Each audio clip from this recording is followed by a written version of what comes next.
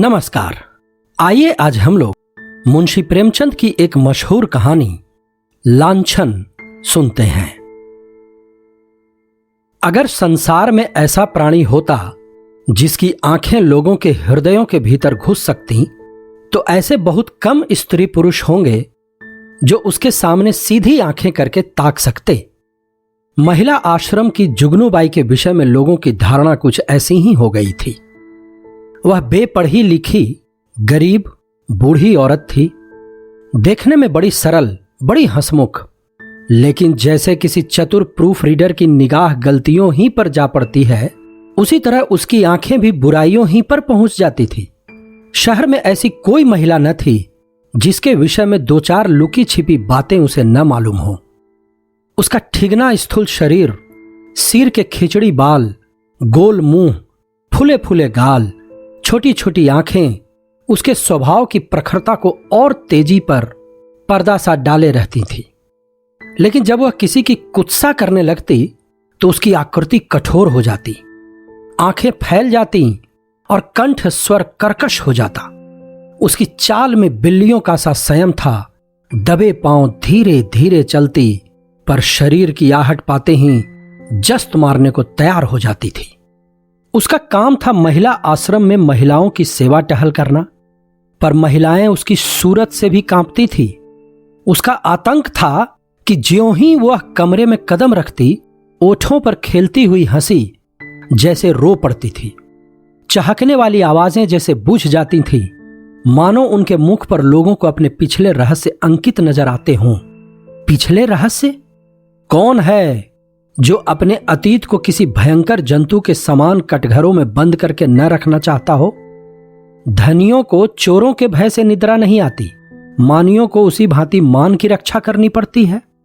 वह जंतु जो पहले कीट के समान अल्पाकार रहा होगा, दिनों के साथ दीर्घ और सबल होता जाता है, यहां तक कि हम उसकी याद ही से कांप उठते हैं। और अपने ही कारनामों की बात होती तो अधिकांश देवियां जुगनू को दुत्कारती, पर यहां तो मैके और ससुराल, ननियाल, ददियाल, फुफियाल और मौसियाल चारों ओर की रक्षा करनी थी।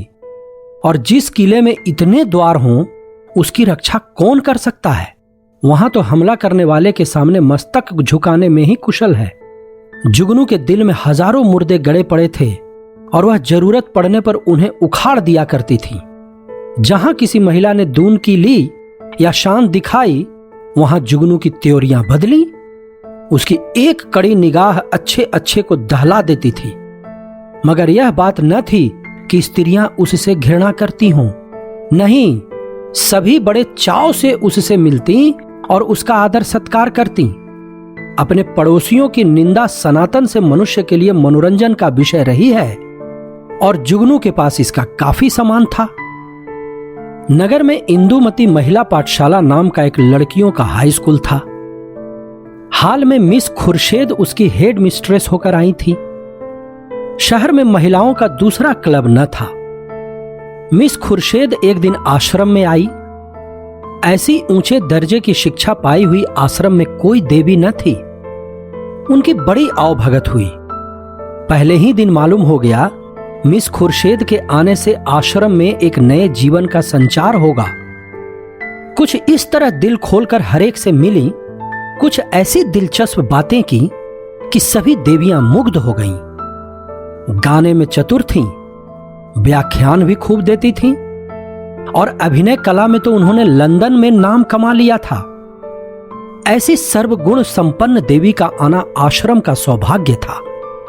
गुलाबी गोरा रंग, कोमल गाल, मदभरी आंखें, नए फैशन के कटे हुए केश, एक एक अंग सांचे में ढला हुआ, मादकता की इससे अच्छी प्रतिमा न बन सकती थी।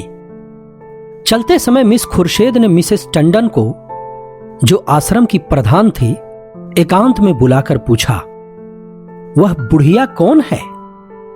जुगनू कई बार कमरे में आकर मिस खुर्शेद को अन्वेषण की आंखों से देख चुकी थी, मानो कोई शहसवार किसी नई घोड़ी को देख रहा हो। मिसेस टंडन ने मुस्कुराकर कहा, यहां ऊपर का काम करने के लिए नौकर है, कोई काम हो तो बुलाऊं? मिस खुर्शेद ने धन्यवाद देकर कहा, जी नहीं, कोई विशेष काम नहीं है। मुझे चालबाज मालूम होती है। यह भी देख रही हूं कि वह सेविका नहीं, स्वामिनी है। मिसेस टंडन तो जुगनू से जली बैठी ही थी। इनके वैधव्य को लांछित करने के लिए वह उन्हें सदा सुहागिन कहा करती थी। मिस खुर्शेद से उसकी जितनी बुराई हो सकी वह की और उससे सचेत रहने का आदेश दिया। मिस खुर्शेद ने गंभीर होकर कहा, तब तो भयंकर स्त्री है, तभी सब देवियां इससे कांपती हैं। आप इसे निकाल क्यों नहीं देती? ऐसी चुड़ैल को एक दिन न रखना चाहिए। मिसेस टंडन ने अपनी मजबूरी बताई। निकाल कैसे दूं? जिंदा रहना मुश्किल हो जाए। हमारा भाग्य उसकी मुट्ठी में है। आपको 2-4 दिन में उसके जौहर खुलेंगे। मैं तो डरती हूं कहीं आप भी उसके पंजे में न फंस जाएं। उसके सामने भूल कर भी किसी पुरुष से बातें न कीजिएगा। इसके गोयंदे न जाने कहां कहां लगे हुए हैं। नौकर से मिलकर भेद यह ले, डाकिये से मिलकर चिट्ठियां यह देखे, लड़कों को फुसलाकर घर का हाल यह पूछे। इस राण को खुफिया पुलिस में जाना चाहिए था, यहां न जाने क्यों आ मरी। मिस खुर्शेद चिंतित हो गईं, मानो इस समस्या को हल करने की फिक्र में हूं। एक क्षण बाद बोली, अच्छा, मैं इसे ठीक करूंगी। अगर न निकाल दूं तो कहना। मिसेस टंडन बोली, निकाल देने ही से क्या होगा? उसकी जबान तो न बंद होगी। तब तो वह और भी निडर होकर कीचड़ फेंकेंगी। मिस खुर्शेद ने निश्चिंत स्वर में कहा, मैं उसकी जबान भी बंद कर दूंगी बहन। आप देख लीजिएगा, टके की औरत यहां बादशाहत कर रही है। मैं यह बर्दाश्त नहीं कर सकती। वह चली गई तो मिसेस टंडन ने जुगनू को बुलाकर कहा, इस नई मिस साहब को देख, यहां प्रिंसिपल हैं। जुगनू ने द्वेष भरे हुए स्वर में कहा, आप देखें, मैं ऐसी सैकड़ों छोकरियां देख चुकी हूं, आंखों का पानी जैसे मर गया हो। मिसेस टंडन धीरे से बोली, तुम्हें कच्चा ही खा जाएंगी, उनसे डरती रहना। कह गई हैं, मैं इसे ठीक करके छोड़ूंगी। मैंने सोचा तुम्हें चेता दूं, ऐसा न हो उसके सामने कुछ ऐसी वैसी बातें कह बैठो। जुगनू ने मानो तलवार खींचकर कहा, मुझे चेताने का काम नहीं, उन्हें चेता दीजिएगा। यहां का आना न बंद कर दूं तो अपने बाप की नहीं। वह घूमकर दुनिया देखाई हैं तो यहां पर बैठे दुनिया देख चुकी हूं। मिसेस टंडन ने पीठ ठोंकी, मैंने समझा दिया भाई, आगे तुम जानो, तुम्हारा काम जाने। जुगनू बोली, आप चुपचाप देखती जाइए, कैसा तिगनी का नाच नचाती हूं। इसने अब तक ब्याह क्यों नहीं किया? उम्र तो 30 के लगभग होगी। मिसेस टंडन ने रद्दा जमाया, कहती है मैं शादी करना ही नहीं चाहती। किसी पुरुष के हाथ क्यों अपनी आजादी बेचूं? जुगनू ने आंखें नचाकर कहा, कोई पूछता ही ना होगा, ऐसी बहुत सी कुंवारियां देख चुकी हूं। 70 चूहे खाकर बिल्ली चली हज करने को। और कई लौंडियां आ गईं और बात का सिलसिला बंद हो गया। दूसरे दिन सवेरे जुगनू मिस खुर्शेद के बंगले पर पहुंची। मिस खुर्शेद हवा खाने गई हुई थी। खानसामा ने पूछा, कहां से आती हो? जुगनू ने कहा, यहीं रहती हूं बेटा। मेम साहब कहां से आई हैं? तुम तो इनके पुराने नौकर होंगे। खानसामा ने कहा, नागपुर से आई हैं, मेरा घर भी वहीं है, 10 साल से इनके साथ हूं। जुगनू ने फिर पूछा, किसी ऊंचे खानदान की होंगी? वह तो रंग ढंग से ही मालूम होता है। खानसामा ने कहा, खानदान तो कुछ ऐसा ऊंचा नहीं है, हां तकदीर की अच्छी है। इनकी मां अभी तक मिशन में 30 रुपया पाती हैं। यह पढ़ने में तेज थीं, वजीफा मिल गया, विलायत चली गई, बस तकदीर खुल गई। अब तो अपनी मां को बुलाने वाली हैं, लेकिन वह बुढ़िया शायद ही आए। वह गिरजे विरजे नहीं जाती, इससे दोनों में पटती नहीं। जुगनू बोली, मिजाज की तेज मालूम होती हैं। खानसामा, नहीं, यूं तो बहुत नेक हैं, गिरजे नहीं जाती। तुम क्या नौकरी की तलाश में आई हो? करना चाहो तो कर लो, एक आया रखना चाहती हैं। जुगनू बोली, नहीं बेटा, मैं अब क्या नौकरी करूंगी। इस बंगले में पहले जो मेम साहब रहती थीं, वह मुझ पर बड़ी निगाह रखती थीं। मैंने समझा चलूं नई मेम साहब को आशीर्वाद दे आऊं। खानसामा ने कहा, यह आशीर्वाद लेने वाली मेम साहब नहीं हैं, ऐसों से बहुत चिढ़ती हैं। कोई मंगता आया और उसे डांट बताई, कहती है बिना काम किए किसी को जिंदा रहने का हक नहीं है। भला चाहती हो तो चुपके से राह लो। जुगनू, तो यह कहो इनका कोई धर्म कर्म नहीं, फिर भला गरीबों पर क्यों दया करने लगी? जुगनू को अपनी दीवार खड़ी करने के लिए काफी सामान मिल गया। नीच खानदान की है, मां से नहीं पटती, धर्म से विमुख है। पहले धावे में इतनी सफलता कुछ कम न थी। चलते चलते खानसामा से इतना और पूछा, इनके साहब क्या करते हैं? खानसामा ने मुस्कुराकर कहा, इनकी तो अभी शादी ही नहीं हुई है, साहब कहां से होंगे? जुगनू ने बनावटी आश्चर्य से कहा, अरे अब तक ब्याह ही नहीं हुआ? हमारे यहां तो दुनिया हंसने लगे। खानसामा ने बोला, अपना अपना रिवाज है, इनके यहां तो कितनी ही औरतें उम्र भर ब्याह नहीं करती। जुगनू ने मार्मिक भाव से कहा, ऐसी क्वारियों को मैं बहुत देख चुकी। हमारी बिरादरी में कोई इस तनो रहे तो थोड़ी थोड़ी हो जाए, मुदा इनके यहां जो जी में आवे करो, कोई नहीं पूछता। इतने में मिस खुर्शेद आ पहुंची। गुलाबी जाड़ा पड़ने लगा था। मिस साहब साड़ी के ऊपर ओवरकोट पहने हुए थीं। एक हाथ में छतरी थी, दूसरे में छोटे कुत्ते की जंजीर। प्रभात की शीतल वायु में व्यायाम ने कपोलों को ताजा और सुर्ख कर दिया था। जुगनू ने झुककर सलाम किया, पर उन्होंने उसे देखकर भी न देखा। अंदर जाते ही खानसामा को बुलाकर पूछा, यह औरत क्या करने आई है? खानसामा ने जूते का फीता खोलते हुए कहा, भिखारिन है हुजूर, पर औरत समझदार है। मैंने कहा यहां नौकरी करेगी तो राजी नहीं हुई। पूछने लगी इनके साहब क्या करते हैं। जब मैंने बता दिया तो इसे बड़ा ताज्जुब हुआ, और होना ही चाहे। हिंदुओं में तो दुधमुहे बालकों तक का विवाह हो जाता है। खुर्शेद ने जांच की, और क्या कहती थी? और तो कोई बात नहीं हुजूर।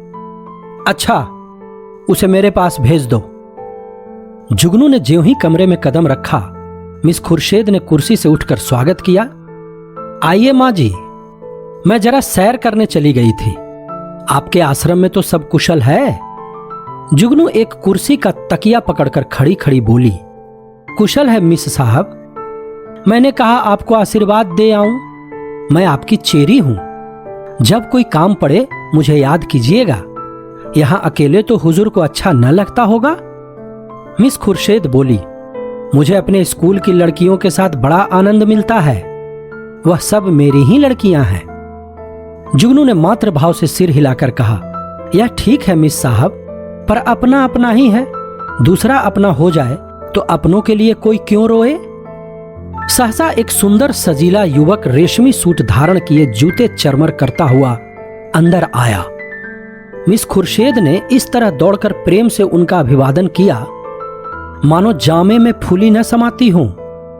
जुगनू उसे देखकर कोने में दुबक गई।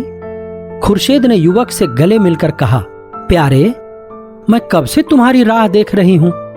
फिर उसने जुगनू से कहा, मां जी आप जाएं, फिर कभी आना। यह हमारे परम मित्र विलियम किंग हैं। हम और यह बहुत दिनों तक साथ साथ पढ़े हैं। जुगनू चुपके से निकलकर बाहर आई। खानसामा खड़ा था। पूछा, यह लौंडा कौन है? खानसामा ने सिर हिलाया, मैंने इसे आज ही देखा है। शायद अब कुंवरापन से जी उबा। अच्छा तरहदार जवान है। जुगनू बोली, दोनों इस तरह टूटकर गले मिले हैं कि मैं तो लाज के मारे गड़ गई। ऐसा चुम्मा चाटी तो जोरू खसम में भी नहीं होती। दोनों लिपट गए। लौंडा तो मुझे देखकर कुछ झिझकता था, पर तुम्हारी मिस साहब तो जैसे मतवाली हो गई थी। खानसामा ने मानो अमंगल के आभास से कहा, मुझे तो कुछ बेढब मुआमला नजर आता है। जुगनू तो यहां से सीधे मिसेस टंडन के घर पहुंची। इधर मिस खुर्शेद और युवक में बातें होने लगी। मिस खुर्शेद ने कहकहा मारकर कहा, तुमने अपना पार्ट खूब खेला लीला, बुढ़िया सचमुच चौंधिया गई। लीला ने कहा, मैं तो डर रही थी कहीं बुढ़िया भांप न जाए।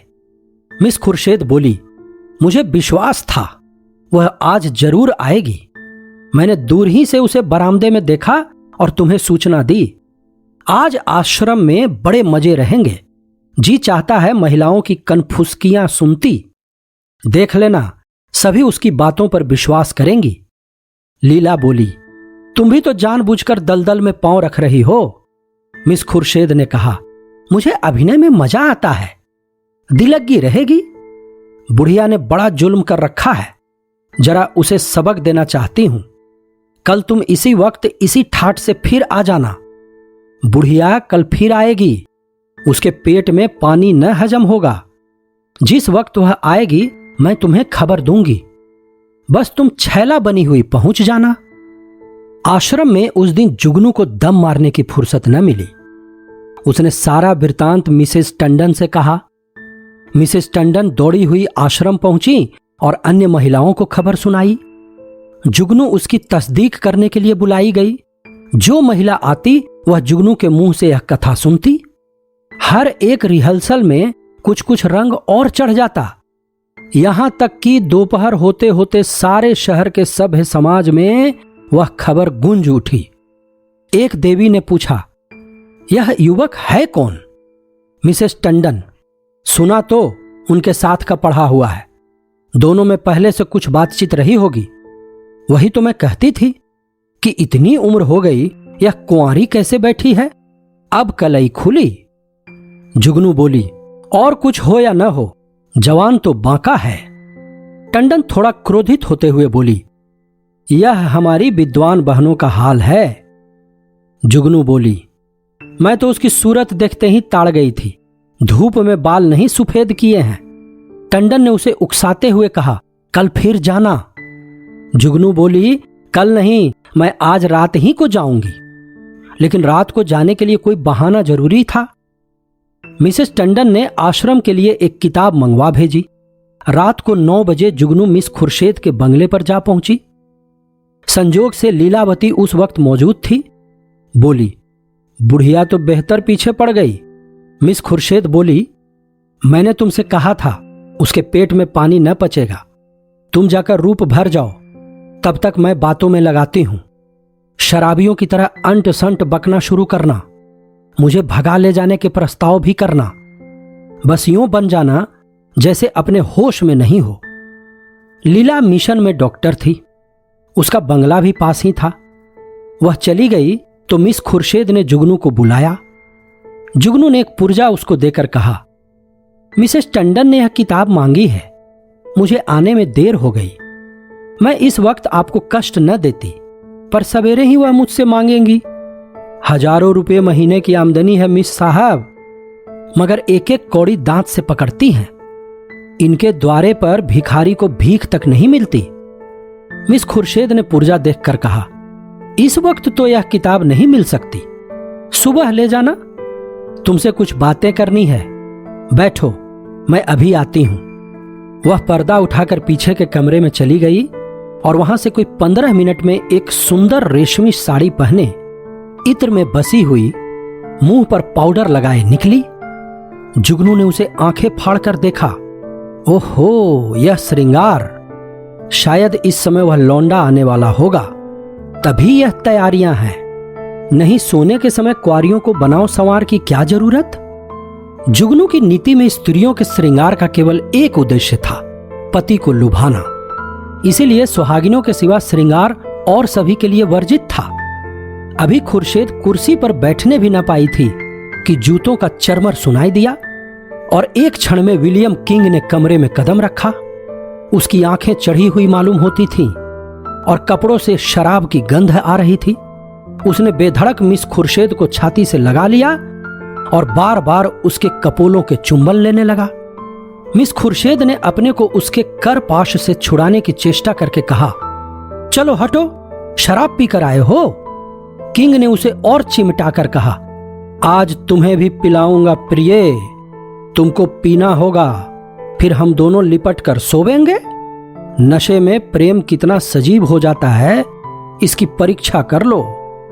मिस खुर्शेद ने इस तरह जुगनू की उपस्थिति का उसे संकेत किया कि जुगनू पर नजर पड़ जाए, पर किंग नशे में मस्त था, जुगनू की तरफ देखा ही नहीं। मिस खुर्शेद ने रोष के साथ अपने को अलग करके कहा, तुम इस वक्त आपे में नहीं हो, इतने उतावले क्यों हुए जाते हो? क्या मैं कहीं भागी जा रही हूं? विलियम किंग ने कहा, इतने दिनों से चोरों की तरह आया हूं, आज से मैं खुले खजाने आऊंगा।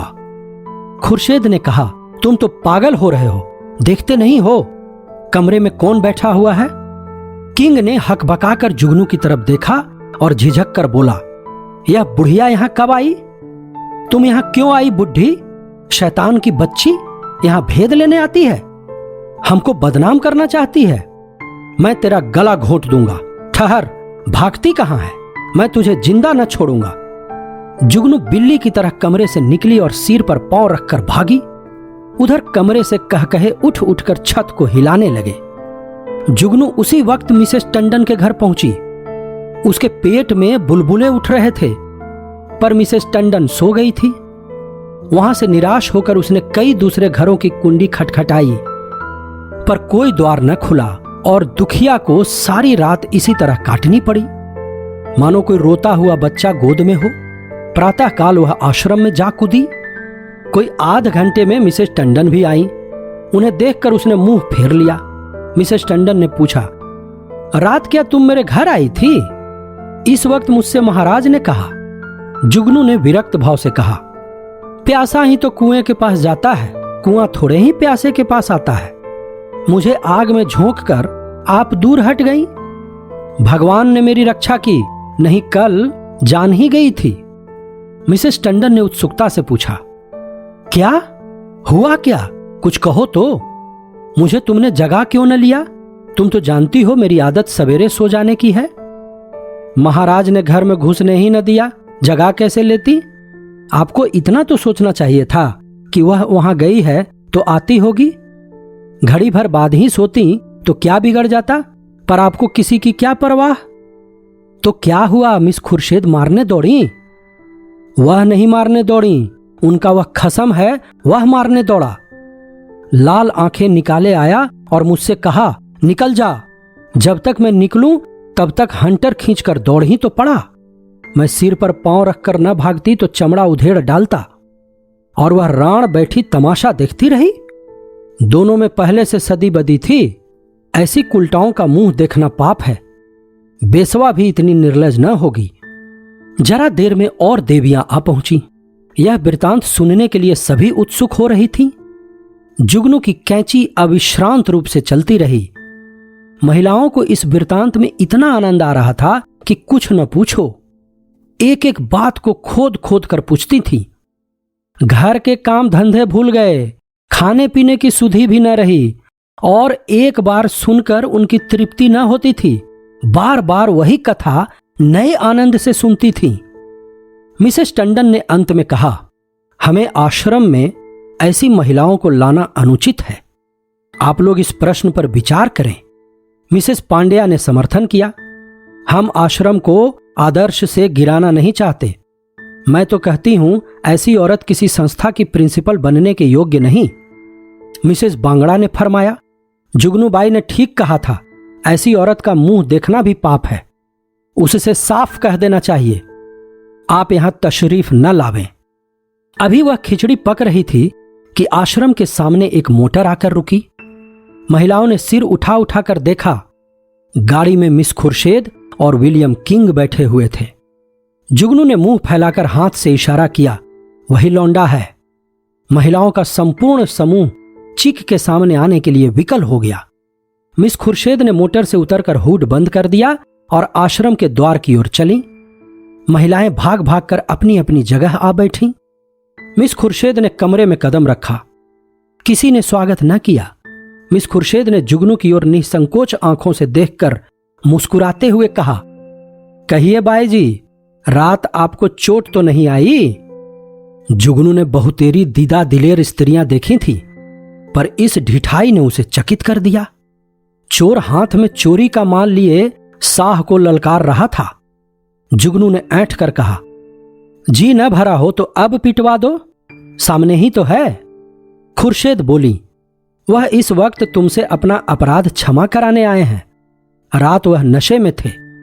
जुगनू ने मिसेस टंडन को इशारे करते हुए कहा, और आप भी तो कुछ कम नशे में नहीं थीं। खुर्शेद ने व्यंग समझकर कहा, मैंने आज तक कभी नहीं पी, मुझ पर झूठा इल्जाम मत लगाओ। जुगनू ने लाठी मारी, शराब से भी बड़ी नशे की चीज है कोई, वह उसी का नशा होगा। उन महाशय को पर्दे में क्यों ढक दिया? देवियां भी तो उनकी सूरत देखती। मिस खुर्शेद ने शरारत की, सूरत तो उनकी 1,00,000 2,00,000 में एक है।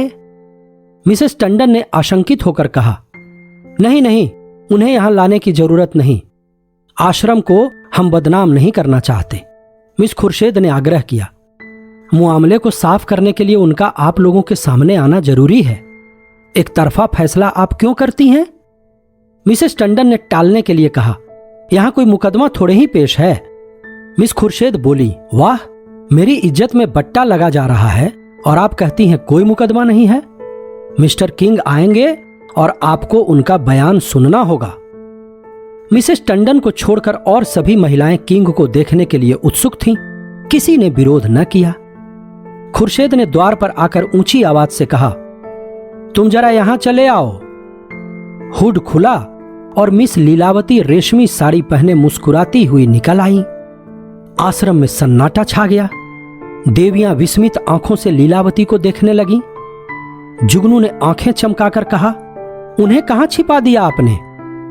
खुर्शेद ने कहा, छूमंतर से उड़ गए, जाकर गाड़ी देख लो। जुगनू लपक कर गाड़ी के पास गई और खूब देखभाल कर मुंह लटकाए हुए लौटी। मिस खुर्शेद ने पूछा, क्या हुआ, मिला कोई? जुगनू बोली, मैं यह तिरिया चरित्र क्या जानूं? फिर उसने लीलावती को गौर से देखकर कहा, और मर्दों को साड़ी पहनाकर आंखों में धूल झोंक रही हो, यही तो हैं वह रात वाले साहब?